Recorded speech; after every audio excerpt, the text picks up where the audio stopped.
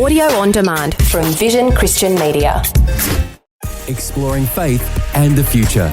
Neil Johnson and Bible teacher Dr. Kameel Majdali.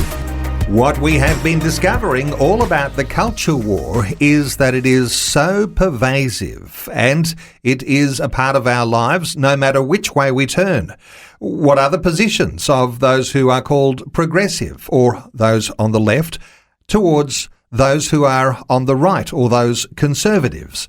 Let's talk about another one of those dimensions today, Kameel, because here's something that interests every family. And that is the issues and attitudes about marriage and family.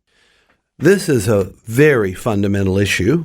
And again, like in so many other issues in this culture war, the positions of the left-leaning progressives and the traditional value conservatives couldn't be more different. With the progressives, they view marriage and family as a lifestyle option, as something you do if you get around to it, or it's nice if it happens, but there's other options equally valid. All kinds of different living arrangements or what we call alternative lifestyles. Now, not every progressive sees it that way. Of course, one size does not always fit all.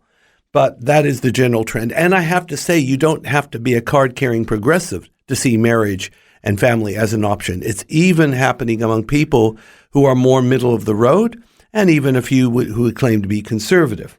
But by and large, the traditional values conservative or the cultural conservationist, which is a good term we've learned, they would see marriage and family is not optional, but fundamental as part of what you do in life, as your duty, your delight, the building block for society, and that marriage and family doesn't merely affect the couple or their children alone. It affects everyone.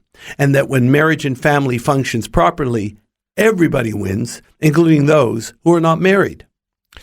A serious point you're making, because what I can hear you say is that those who take a more conservative approach to marriage and family are more likely to be in a lifelong pursuit of marriage and family, and that might mean a more secure environment in the raising of children and for a lifelong security together.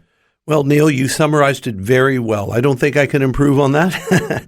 But yes, the implication, and remember, it is in the marriage vows, whether they are secular or sacred, that when you marry, you're doing it for life. It's not just something you do until you find something better to do, or something you do trial and error, and if you don't get it right, well, just scrub that one and try again.